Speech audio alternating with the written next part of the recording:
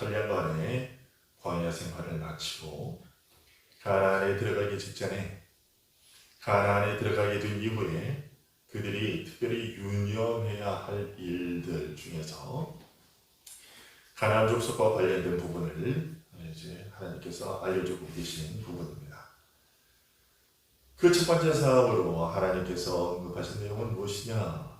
그것은 그 땅의 원주민을 너희 앞에서 다 몰아내라 하는 것입니다.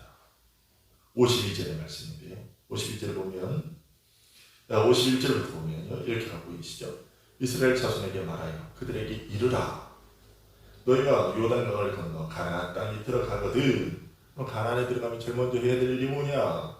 첫 번째로 그 땅의 원주민을 너희 앞에서 다 몰아내라는 거지.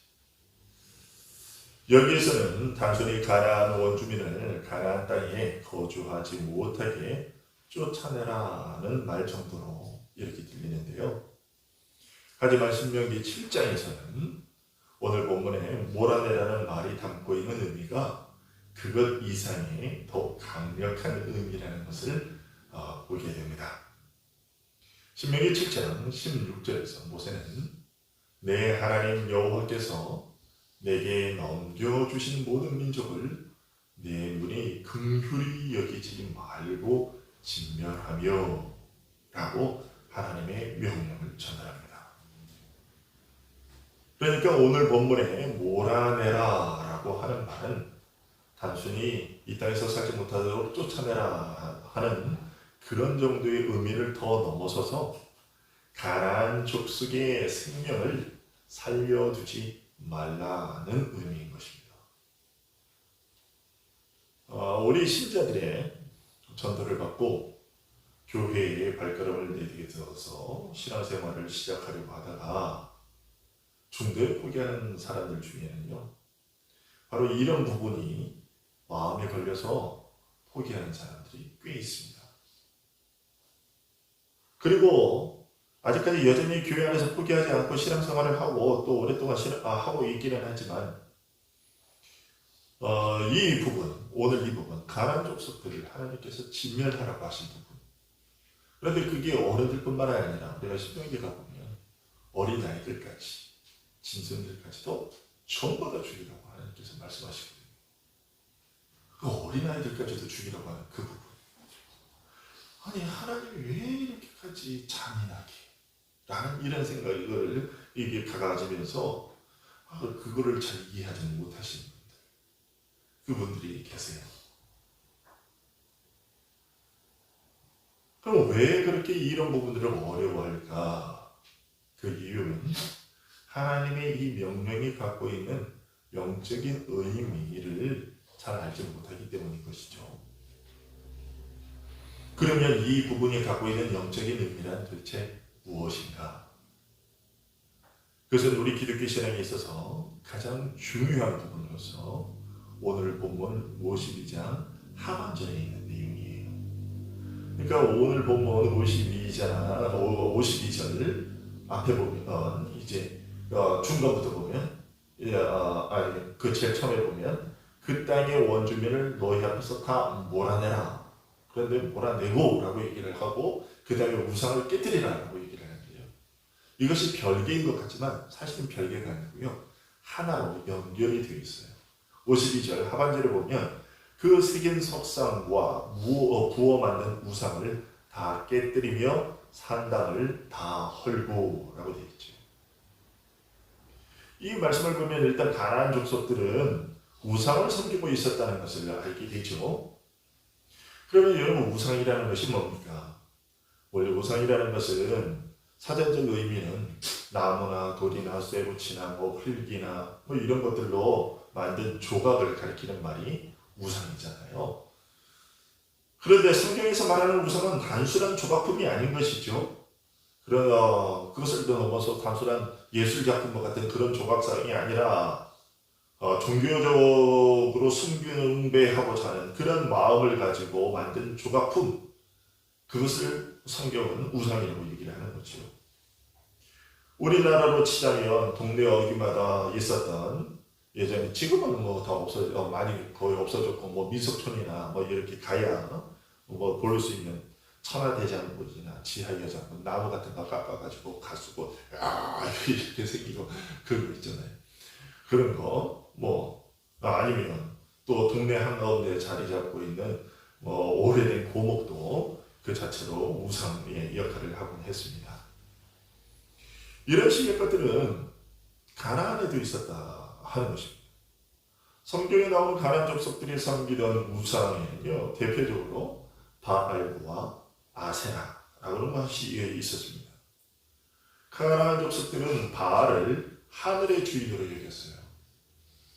그리고 하늘의 비와 땅의 폭풍을 주관하는 신이라고 믿었습니다. 그리고 아세라는 여성신인데 나체 모양으로 그렇게 조각돼서 만들어졌고 풍요를 관장하는 신으로 그렇게 숭배되었습니다. 왜 또 풍요를 관장하는 신인데 여성의 나체를 이렇게 드러내고 있느냐? 그러면 우리가 잘 알다시피 여성들은 자녀들을 모유 수유를 하잖아요. 예, 지금 모유 수유를 하는데 그만큼 양식을 어떤 사람들에게 양식을 공급해주는 그런 의미를 사용한 것이죠. 그래서 아세라신은 여성신으로서 그런 거예요. 그리고 아스타롯이라는 것도 여러분 들어보셨죠? 근데 이 아스타롯은 바알의 여동생입니다. 바알의 여동생으로서 이제 성적인 것을 주관하는 그런 신으로 숭배했고요. 또 몰렉 들어보셨죠? 성경이 또 몰렉이 밀곰이라고 되어 있는데 또는 그모스라고 되어 있는 그겁니다. 이 몰렉이라는 우상은 황소 머리에 사람의 형상을 하고 있어요. 머리가 이 황소 뭐죠? 몸은 몸 밑으로는 사람의 형상이에요. 이것은 근데 이 몰렉 우상은 어린아이를 희생제물로 바치던 암몬족 속의 신이었습니다. 또 블레셋에는 어떤 신이 있었느냐 하면 다곤이라는 신이 있었죠. 다곤이라는 우상이 있었는데 이 우상은 이제 그 몰렉하고는 좀 반대입니다. 어떻게 했냐면 요거는 머리는 사람이고 그 머리 밑으로는 물고기 몸을 갖고 있습니다. 마치 인어처럼 말이죠. 이게 이렇게 돼 있어요. 그게 이제 다곤이라고 하는 그런 신이었어요. 그래서 곡물의 신으로 농사짓는 그런 신으로 숭배가 되었습니다. 우리나라의 전통신앙이나 가나안 족속들이 섬기던 이런 우상들, 또 지금도 숭배되고 있는 세계 각국의 많은 민족들이 섬기고 있는 우상들은 그렇게 모양은 다르지만 다 공통점이 있어요. 한 가지 공통점이 있는데 그것은 뭐냐면 그 우상들이 자신들의 생명이나 풍요로움을 주관하고 자연현상을 주관하는 존재들로 인식되고 그렇게 섬겨졌다는 것이죠. 앞에서 말씀드렸다시피 예를 들면 바알 같은 경우에는 하늘의 주인으로 그렇게 인식이 되었단 말이죠. 자, 이런 점들만 놓고 보면 오늘날 세상 사람들이 우리 기독교에 대해서 너희가 다른 종교와 다를 바가 무엇이냐 라고 말하는 것이 뭐 당연한 것처럼 그렇게 보이기도 합니다. 하지만 하나님은 자신을 그런 것들과 같이 여기지 말라고 말씀하고 계십니다. 십계명의 제1계명, 제2계명에서 분명히 그것을 선포하고 계시죠. 출애굽기 20장, 우리가 아까도 읽었지만 3절과 5절, 3절부터 5절을 보면 1계명과 2계명, 부계명, 거기서 2계명, 보게 되면 너는 나 외에는 다른 신들을 내게 두지 말라. 이 1계명이죠. 그러면서 2계명은 왜? 너를 위하여 새긴 우상을 만들지 말고 또 위로 하늘에 있는 것이나 아래로 땅에 있는 것이나 땅 아래 물속에 있는 것에 어떤 형상도 만들지 말며 그들에게 절하지 말며 그것들을 섬기지 말라.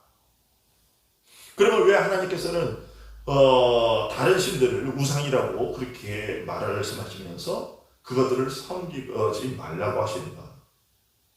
이사야서 37장 16절과 43장 10절 11절이 그 답인데요. 이사야서 37장을 보시면 37장 16절에서 하나님은 이렇게 말씀하세요.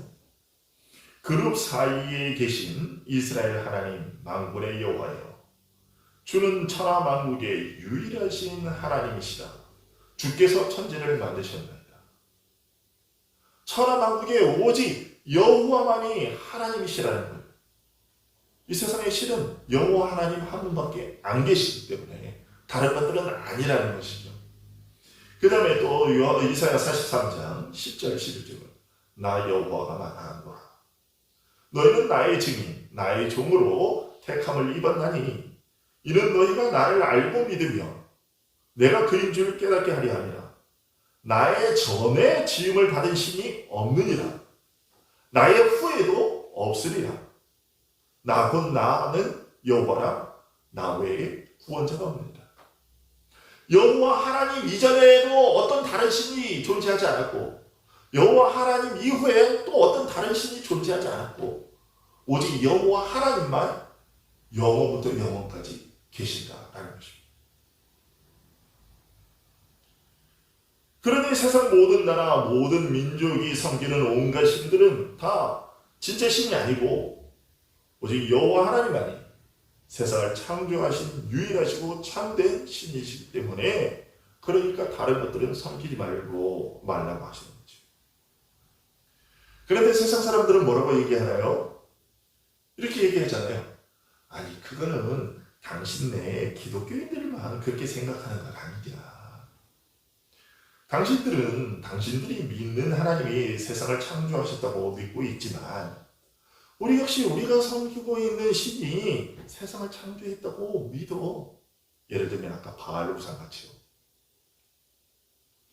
당신들이 자신이 믿는 하나님이 진짜 신이라고 믿듯이 우리 역시 우리가 섬기고 있는 신이 진짜 신이라고 믿어.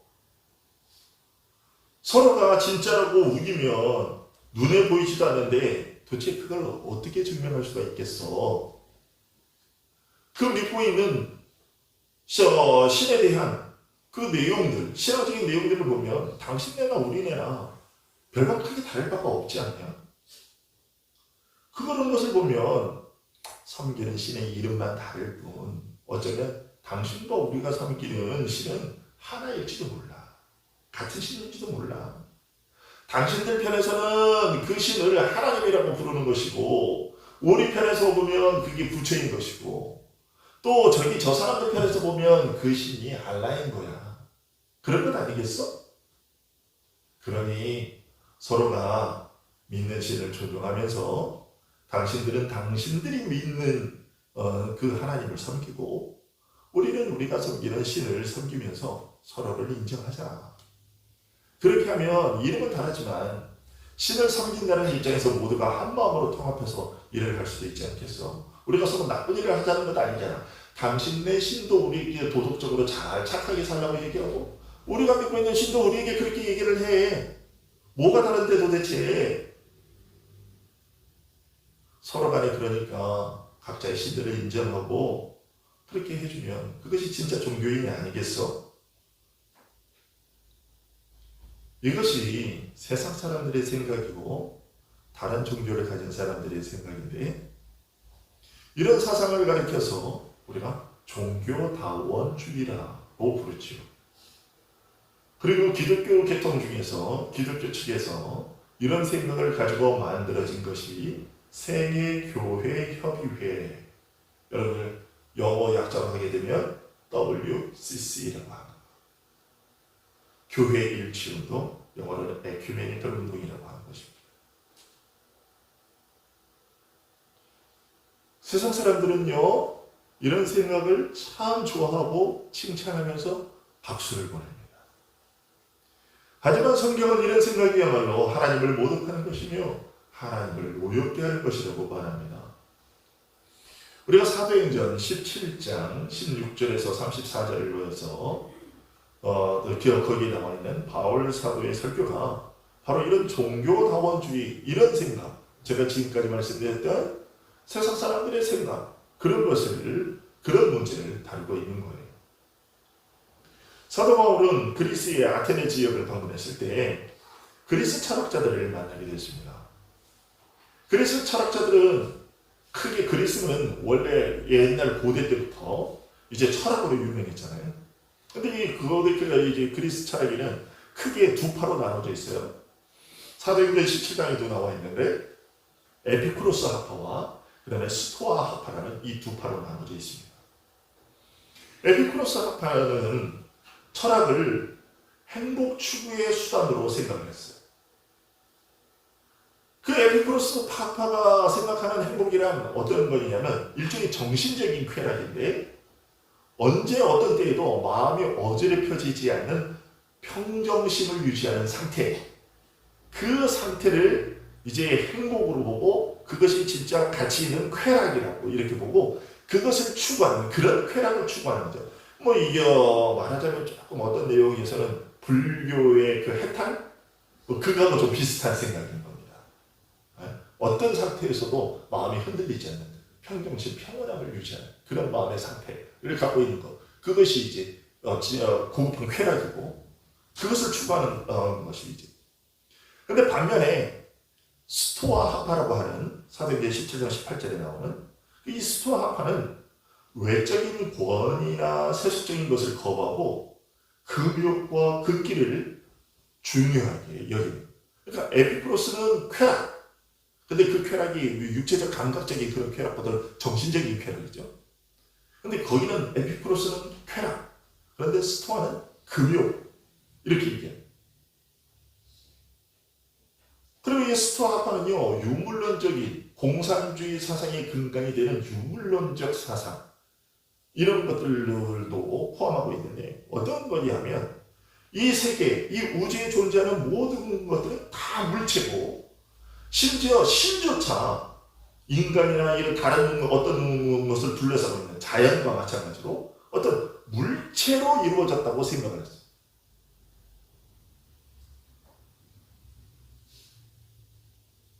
그런데 바울은 이 사람들을 가리켜서 사도행전 17장 22절에서 뭐라고 얘기하냐면 범사에 종교심이 많도다 라고 말했어요. 근데 여기서 종교심이라 우리말 성경에는 사도행전 17장 22절에 종교심이 많다. 이게 종교심이라는 말로 번역되어 있는데 이 단어 원어는요 원래 어떤 뜻이냐면 미신이라는 뜻입니다. 그러면 이 그리스에는 정말로 많은 신이 있었다는 거죠. 많은 미신이 있었다는 거죠. 온갖 신들이 많았다는 거죠. 그리스 신화가 그것을 우리에게 알려주죠. 그들에게 얼마나 많은 신들이 있었는가 하니 사도행전 17장 23절에 보니까 심지어 알지 못하는 신에게 라고 써진 위패까지 모셔놓고 섬기더라는 것입니다. 그러면서 바울 사도는 그 23절 하반절에서 당신들이 생각하는 그 신들에 대해서 내가 이제 설명을 해주겠다라고 얘기합니다. 그러면서 이어가는 바울의 설명의 내용은 이런 것입니다. 내가 보니 당신들 역시도 신에 대해서 많은 생각을 하고 있고 그 생각 끝에 신이 우주를 만들었고 사람을 만들었으며 세상을 다스린다는 결론을 내린 것처럼 보입니다. 그리고 당신들은 그 신이라는 존재 역시도 어떤 물질로 이루어져 있다고 생각하고 어떤 형체를 가지고 있는 거에 있다는 그런 결론을 내린 것으로 그렇게 보이는데요. 하지만 당신들이 생각하고 있는 그런 신에 대한 개념은 틀렸습니다. 진짜 신은 당신들이 생각하는 그런 신이 아닙니다. 진짜 신은 하나님이시라는 분이신데 제가 그분에 대해서 설명을 해드리겠습니다. 라고 얘기를 합니다. 그러면서 사도행전 17장 24절에서 31절까지 하나님에 대해서 쭉 설명하죠. 이런 바울 사도의 말을 보면 세상 사람들이 모두 다 신이 존재한다는 것을 인식하고 있고 그 신에 대한 나름대로의 생각을 갖고 있지만 그것은 진짜 하나님에 대한 것이 아니며 따라서 당신들이 생각하는 신은 실제로 존재하지 않는 신에 대한 잘못된 생각이다라는 거죠. 진짜 신은 오직 하나님 한 분 외에는 없다는 것이죠. 동일하게 창조의 신에 대해서 이야기하지만 당신들의 머릿속에 있는 그 신은 진짜 세상을 창조하신 그 신이 아니라 당신들의 머리로 만들어낸 가짜 신이다 라는 것입니다. 그러면 사람들은 어떻게 해서 신에 대한 비슷하면서도 신에 대해서 생각을 갖고 있으면서 비슷하면서도 잘못된 이런 개념을 갖게 되었을까? 그리고 어떤 연유로 자신들의 머릿속에 생겨난 그 개념의 신을 진짜 있는 신이라고 여기면서 섬기게 되었을까? 바울 사도는 그에 대한 답을요, 로마서 1장 18절에서 23절 말씀에서 보여주고 있습니다. 여러분, 한번 로마서 1장, 우리가 늘 보여온 말씀이지만 다시 한번 보겠습니다. 로마서 1장 한번 보시죠. 로마서 1장 18절에서 23절입니다. 찾으셨나요? 거기 보면 하나님의 진노가 불의로 진리를 막는 사람들의 모든 경건하지 않음과 불의에 대하여 하늘로부터 나타나느니 이는 하나님을 알만한 것이 그들 속에 보임이라. 하나님께서 이를 그들에게 보이셨느니라. 창세로부터 그에 보이지 아니하는 것들 곧 그의 영원하신 능력과 신성이 그가 만드신 만물에 분명히 보여 알려졌나니 그러므로 그들이 핑계하지 못할지니라. 하나님을 알되 라고 되어 있죠. 여기까지는 이제 무슨 얘기냐면, 그래, 하나님이 이 세상 만물에 우리 눈에 들어오는 이런 모든 자연 만물과 우주에 이런 눈에 들어오는 이런 것들을 통해서 또 우리가 경험하는 많은 다양한 일들을 통해서 하나님의 신적인 존재가 있다라는 것에 대해서 알게 해주셨다는 거죠. 그런데 거기까지는 사람들이 계속 아는 겁니다. 그런데 문제는 그 다음이죠. 21절 계속 보시면 하나님을 영화롭게 하진 않아요. 신적인 존재에 대해서 느끼고 그렇게 신을 섬긴다고 하지만 그것은 하나님을 영화롭게 하는 일은 아니에요. 그리고 하나님께 대한 감사의 표현도 아니에요. 근데 왜 그러냐? 오히려 그 생각이 허망하여지며 미련한 마음이 어두워졌나니 스스로 지혜 있다 하나 어리석게 되어 썩어지지 아니하는 하나님의 영광을 썩어질 사람과 새와 짐승과 기어다니는 동물 모양의 우상으로 바꾸었느니라. 결국 왜 사람들이 우상을, 신적인 존재가 있다는 것을 다 어렴풋이 느끼고 거기에까지나 생각이 미치는데 왜 참된 하나님이 아닌 이상한 신들을 만들어서 섬기느냐? 그것은 여기 보게 되면 하나님을 아는 지식이 없기 때문인 것입니다. 사람들이 타락하면서 하나님에 대한 올바른 지식을 잃어버렸기 때문이라는 거지. 마치 비유를 들자면 이런 거하고 비슷하죠. 여러분, 만연필이죠. 만연필로 글을 썼어요. 근데 만연필로 글을 썼는데 그게 쓴 지 얼마 지나서 곧바로 거기에다 물이 엎어져 버렸나요? 그러면 잉크가 확 번지죠. 근데 잉크가 번져가지고 이게 뭐라고 썼지? 알아볼 수가 없는 거죠. 또는 전에 뭔가에 대한 책을 읽은 적이 있어요. 그래서 그에 대한 지식이 있다고 여기고 나는 그것을 안다고 생각하고 있었는데 누군가가 그거에 대해서 얘기를 해보라고 했더니 설명을 하는데 자기가 읽었던 책의 내용을 맞는 부분도 있는데 틀리는 부분이 더 많은 것과 같은 그런 식인 거죠. 타락하기 전에, 우리 인간이 타락하기 전에는 하나님에 대한 올바른 지식을 가지고 있었는데 타락 이후에 그 지식이 왜곡이 되어서 곧 하나님에 대한 인식은 갖고 있으면서도 신적인 존재에 대한 그런 어떤 느낌은 갖고 있으면서도 그 하나님에 대한 지식은 흐려져서 일부만 맞고 대부분은 틀린 지식을 갖고 있게 되었다라는 거죠. 그래서 사람들은 자신들 마음속에 남겨진 하나님에 대한 지식 중에 그 일부분만 가지고서 각자의 신을 만들어내는 거죠. 가나안에는 그런 방식으로 만들어진 온갖 잡신들이 있었던 것이죠. 가나안의 우상이 가득했다 하는 이 사실은요, 바로 이처럼 단순히 미신을 섬겼다는 차원을 더 넘어서서 거기에는 하나님을 아는 참된 지식이 없고 하나님에 대한 왜곡된 지식만 가득했다라는 것을 의미하는 거죠. 그리고 그것이 곧 이 세상을 상징적으로 보여주는 것입니다.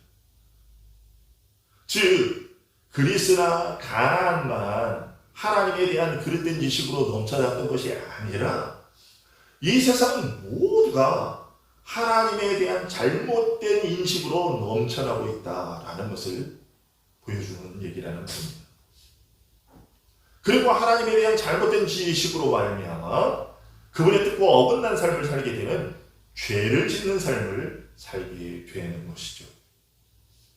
그리고 그 죄에 대한 삭시 무엇이냐? 바로 로마서 1장 23절이 말하는 사망인 것입니다. 하나님께서 오늘 본문과 신명기와 여호수아서에서 가나안 족속을 진멸하라, 어린아이들까지 살려두지 말고 싹 다 멸하라고 하신 것은 바로 이것에 대한 이야기입니다. 뭐냐면 하나님을 아는 지식이 없이 틀린 하나님에 대한 왜곡된 지식을 가지고 하나님을 영화롭게 하지 않고 하나님께서 하나님이 아닌 헛된 것들을 하나님이라고 섬기면서 하나님을 모독한 것에 대한 그 일에 대한 심판인 것이요. 그 이 세상에 받아야 할 처분이 바로 그렇다는 얘기입니다. 여러분, 우리가 지금 이 세상에 있는 이 우리를 포함해서 온 세상에 받아야 될 처분이 뭐냐면 아담의 타락 이후로부터 하나님에 대한 지식이 완전히 싹 다 망가져서 신에 대한 개념은 있지만 하나님에 대한 정확한 인식은 없어서 그래서 하나님을 섬긴다고 섬기고 어떤 신을 섬긴다고 섬기지만 그건 진짜 하나님에 대한 섬김이 아니라 왜곡된 지식으로 만들어낸 가짜 신을 우리가 섬기고 있는 것이고 하나님은 그 일을 노하시고 진멸하고 거기에 대한 대가로 진멸시키기를 원하십니다.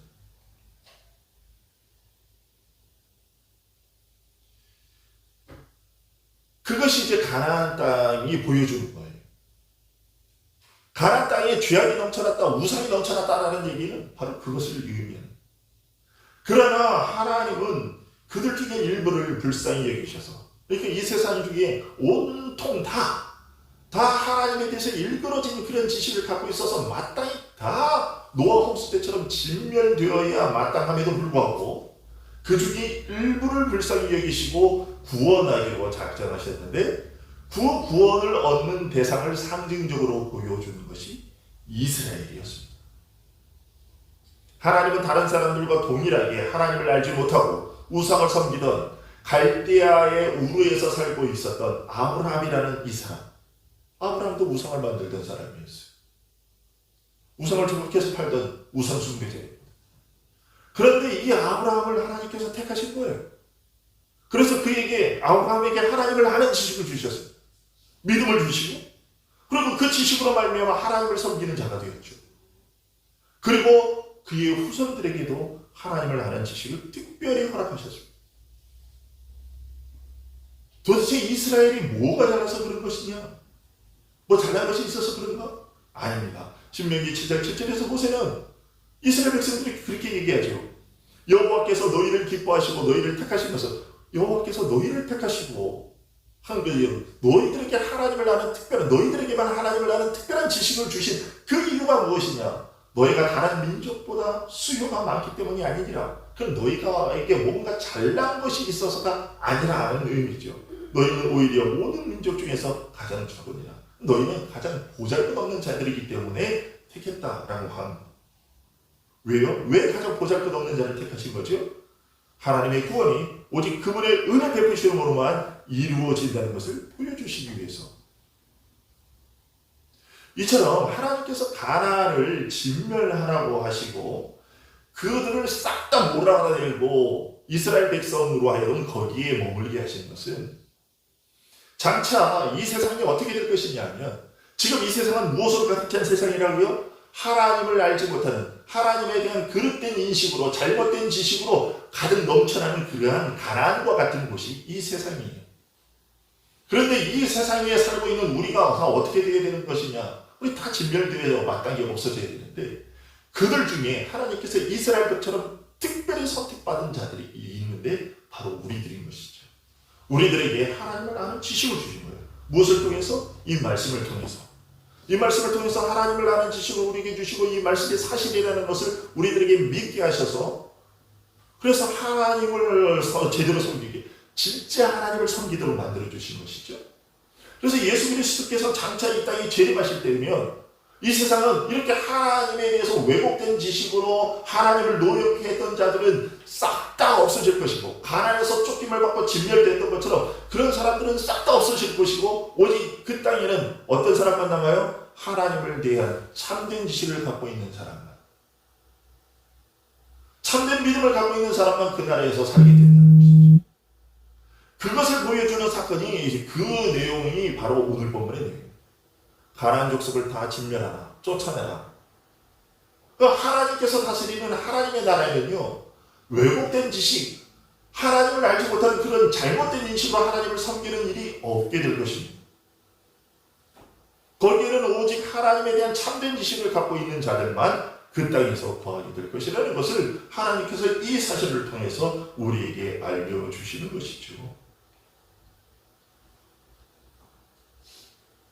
이 사실을 우리가 명심하고 있어야 되는데, 그러나 이제 그것은 장차 마지막에 있게 될 또한 일을 보여주는 것인데, 그러나 우리가 이 땅에 살면서도 지금 주님께서 재림을 하시기 전에도 우리들의 개인적인 삶 가운데서도 이 원리가 적용이 됩니다. 여러분 마지막으로 55절을 한번 보십시오. 자, 55절에 보게 되면요, 너희가 만일 그 땅의 원주민을 너희 앞에서 몰아내지 아니하면 너희가 남겨둔 자들이 너희 눈에 가시와 너희의 옆구리에 찌르는 것이 되어 너희가 거주하는 땅에서 너희를 괴롭게 할 것이요 라고 얘기합니다. 그리고 56절에 나는 그들에게 행하기로 생각한 것을 너희에게 행하리라. 그들에게 행하기로 생각한 것이라는 것은 무엇입니까? 지금 현재 가나안 땅에 살고 있는 족속들을 다 진멸하고 몰아내신다는 거죠. 그러면 이게 무슨 말이냐면, 너희들이 비록 이스라엘 백성이라 할지라도 너희들은 하나님에 대한 나에 대한 잘못된 인식을 갖고 있고, 그들과 같이 그런 잘못된 인식, 하나님에 대한 참된 신지식을 갖고 섬기지 못하는 자들, 그런 자들은 합당치 않다는 것이죠. 그리고 이거 우리들의 오늘날의 개인 신앙적인 삶에 이 55절, 56절의 말씀을 적용하면 그런 것이죠. 오늘날 우리들도 이제 예수 그리스도를 믿고 교회 안에서 생활을 한다 하지만 우리가 하나님에 대한 참된 지식을 배워나가지 않으면 어떻게 되느냐? 잘못된 왜곡된 지식들이 자꾸만 우리 가운데 침투해서 하나님을 아는 지식들을 다 잠식시키고 좀먹고 우리를 가나안 족속과 같은 그러한 족속으로 만들어버릴 거예요. 하나님께서 가나안 족속들과 함께 공존해서 살지 못하고 다 내쫓으라고 하시고 다 진멸하라고 말씀하셨던 이유는 바로 그런 것입니다. 남겨두면 그 남겨둔 것이 잡초처럼 나중에 다 다시 번식해서 이스라엘을 집어삼킬 것이기 때문에, 잘못된 신지식이 이스라엘 백성들을 집어삼킬 것이고 그들이 그래서 하나님을 버리고 우상을 섬길 것이기 때문에 그랬던 것이죠. 그런데 정말로 그렇게 되지 않았습니까? 우리가 이제 이후에 여호수아서와 사사기를 보면 정말로 이스라엘 백성들이 하나님의 명령대로 그들을 다 쫓아내지 않고 대충 합니다. 어느 정도 조금 몰아내고 한 절반쯤 가니까 에이 이 정도면 됐어. 막. 저들이 다 우리 종살이인데 뭐 우리들의 발밑에 있어. 우리들의 종으로 살잖아. 그것으로 만족했어요. 그런데 조금 시간이 지나자 어떻게 됩니까? 조금 시간이 한 세대가 지나자 그 진멸시키지 않았던 그 남겨뒀던 가나안 족속들이 다시 일어나서 이스라엘을 공격하기 시작합니다. 그들이 버릇에 살아있으면서 또 그들의 신들을 섬깁니다. 이스라엘 백성들이 그 가나안 족속들이 섬기는 그 우상들을 보면서 야, 저거 좋아 보이는데 우리도 저렇게 갖다가 좀 하나님을 저런 식으로 섬기면 더 좋을 것 같은데? 그러면서 하나 두 개씩 갖다 놓고 그렇게 해서 사사기 때부터 계속 이어지는데, 여러분 보십시오. 심지어 어떻게 가져갑니까? 솔로몬이 처음에 여호와의 성전을 짓기 전에 어디에서 제사를 지냈다고요? 산당에서요. 그러면서 여호와의 성전을 지은 다음에는 그러면 산당이 없어졌을까요? 아니에요. 여러분 한번 보십시오. 여러분들 이스라엘의 역대기 11개 하고 선지서를 보세요. 이스라엘은요 한 번도 이 산당을 청소한 적이 없어요. 산당을 멸했는데요, 그 산당을 완전히 다 진멸하지 못하고 계속해서 이 산당이, 이스라엘 땅이 계속해서 남아있었어요. 망하는 그날까지. 그런데 우리 안에 있는, 우리 심령 가운데 있는, 우리의 머릿속에 있는 하나님에 대한 잘못된 지식, 이것을 청산해내지 않으면 우리도 그와 같을 거예요. 하나님은 우리에게 오늘 이 본문을 통해서 말씀하고 계세요.